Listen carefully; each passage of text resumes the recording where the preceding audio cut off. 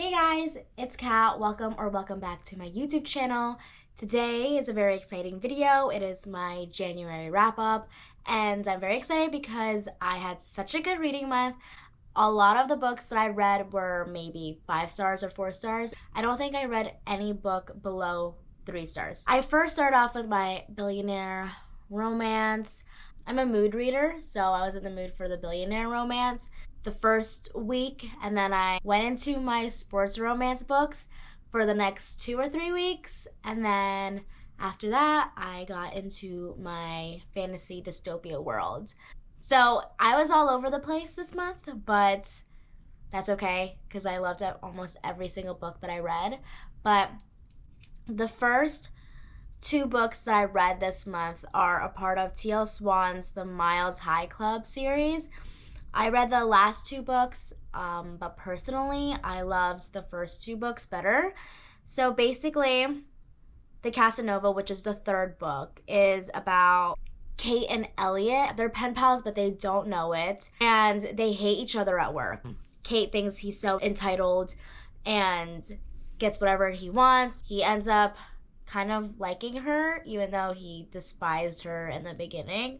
I don't know. I love this book because the ending was great. I love the ending. It was enemies to lovers, but he really hated her for a little bit and then suddenly just liked her.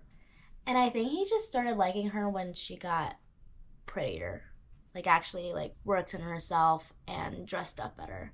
So I don't know how I felt about it, but I still loved their relationship dynamic and their story. I still rated it 4 stars. I still absolutely loved it, but I still have my little issues with it. But it's whatever. I still loved it. The next book was The Do-Over, and that was with Christopher and Hayden. I read so many books this month, so the names just went in and out my brain. But Christopher, he's the youngest, and he's very spoiled. A lot of the times he doesn't have to work to get what he wants, and the brothers are kind of roasting him about this. They're like, dude, everything just gets handed to you. You don't really work for it, blah, blah. But he wanted to prove everyone wrong that he can work hard and that he doesn't need money to survive. So he goes backpacking across Europe, and he meets this girl, Hayden, and of course, she's not into it. She's, of course, thinks he's entitled, obnoxious, all that good stuff. But I think out of all of the 4, Christopher's story was my least favorite. I still loved it, but it's definitely not the best one. I think The Takeover was the best, in my opinion. Other than that, their story is still pretty cute. I rated this a 3-star. I might change that though. Okay, I'm gonna keep it at a 4 stars right now. My Goodreads says it's 3, but thinking about it now, it's a 4-star for me. And I absolutely loved it. And if you haven't read the Miles High Club series, you guys need to. It is one of my favorite series ever if you're in the mood for a billionaire romance. It's kind of like Lauren Asher's Dreamland Billionaire series. It radiates the same energy, the brothers. If you like the Dreamland Billionaire series, you will love the Miles High Club series. I'm telling you, it is so good. The next book I read was Say You Swear by Megan Brandy. I don't have the paperback. I will be getting it though. I read this on my Kindle. I rated this 4 stars. I might rate it 5 stars, to be honest. Right now it's like a 4.75. Basically, it's about this girl who's been in love with her brother's best friend. They've been on and off a little bit, and she meets this new guy, and it sparks jealousy in the hometown crush, which I loved. But the beginning was a little bit slow. It is a love triangle, but I feel like everyone is rooting for the same team. You don't have to worry about that when it comes to this love triangle. But oh my gosh, the middle until the end got me good. I was in tears. Oh my gosh, I wasn't expecting it. And I'm not going to say much because you need to go into this not knowing anything really. This is just so good. You guys need to read it. Okay, so the next book I read was King of Wrath by Anna Huang. I did read this on Kindle Unlimited too. I rated it 3 stars. Basically, this is about Dante and Vivian.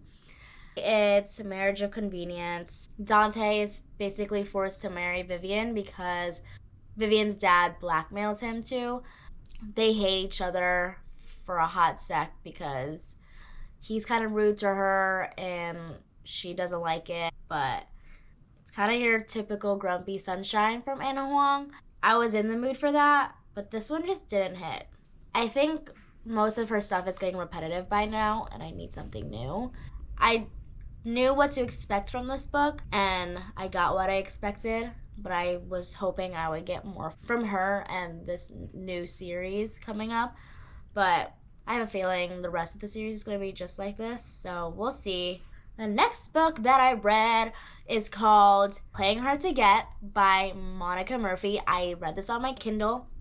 I was surprised. I absolutely loved this book. I did rate this book 4 stars, but basically this book is about Knox and, oh my god, I think it's Joanna. And he is in need of a tutor, and Joanna is able to give him that. So he has this disability, he has dyslexia, and he's very insecure about it. And so he becomes very vulnerable with Joanna. And because he is able to be vulnerable around her, he starts falling hard for her and all that good stuff. The book does give off the same energy as The Deal, that tutoring aspect with the hotshot athlete on campus. So if you're looking for that kind of vibe from a book, you should read this. The next book that I read was Blindside. I'm pretty sure it's a part of Kindle Unlimited, but Blindside was so good. I was not expecting it. It's about Clay and Gianna, and Clay is on the football team, and he just got broken up with by his ex-girlfriend. He literally wanted to marry this chick, so he was a little butthurt that she dumped him. And he meets Joanna, and he finds out that she's obsessed with this guitarist from the coffee shop she goes to, and he strikes up this deal with her saying, hey, if you want to get with this guy, I can help you. You just have to help me make my ex-girlfriend jealous. But, you know, they start falling for each other, and it's so cute. They, don't realize that they're falling for each other, and then they fall hard. Are we still pretending? I don't know if this is real. I was definitely surprised by this book. So, wait, did I say my rating? I did rate this a 4 stars. Maybe a 4.2. Okay, so the next book that I read was Offside by Avery Keelan. Avery Keelan? I'm sorry if I don't pronounce that right. I did rate this a 3 stars. It just did not stand out to me. It was a hockey romance, but I have such high expectations from hockey romance because I've read so many good ones. And, Elle Kennedy, Hannah Grace, Becca Mack just set the bar. Hold on. I gotta recap because I don't remember it. Okay, this book was actually really good. I don't know why I'm kind of hating on it. Again, I just have high expectations because thanks to Elle Kennedy, Hannah Grace, and Becca Mack. This book is about Bailey and Chase. Bailey just got dumped by her ex-boyfriend, and a lot of people are taking his side. But he treated her like absolute butt crap. I guess people just don't care because he's the star athlete and he's the captain of the hockey team, blah, blah. She ends up meeting Chase. She starts talking to him, creating this kind of romance. And at first it's in spite of her ex-boyfriend, but then, feelings develop. And Chase was actually such a good boyfriend. Now that I'm remembering, I still rated 3 stars because it still didn't stand out to me. I'm not gonna say I hate it, but I didn't love it. Never mind. I thought it was pretty good. Okay, just read it. I just had a really good reading month, so yep. Okay, the next book I read was another hockey romance, which is The Goal by Elle Kennedy. It took me some time to read The Goal just because I knew it dealt with the pregnancy trope, and I just did not want to deal with that. It was not that bad. I rated it 3 stars. I love Tucker and Sabrina. Oh my gosh. Sabrina's such a hardworking girl, and Tucker is just the most amazing, kind human being. He gives off Archer Hale vibes, just so caring, puts everyone first. He's like the daddy of the group. And so, you know, they're getting it on, blah, blah, blah, and she ends up getting pregnant. Her living situation isn't ideal because she has a stepfather that's literally so gross, and Tucker just hates her living situation. But, you know, they're college students, you know, they're not financially stable, so you just see them work through it throughout the whole book. And I wasn't very entertained. Just this book didn't hit for me. But I did read The Legacy by Elle Kennedy, and I rated that 4 stars. I think I rated that 4.5 stars.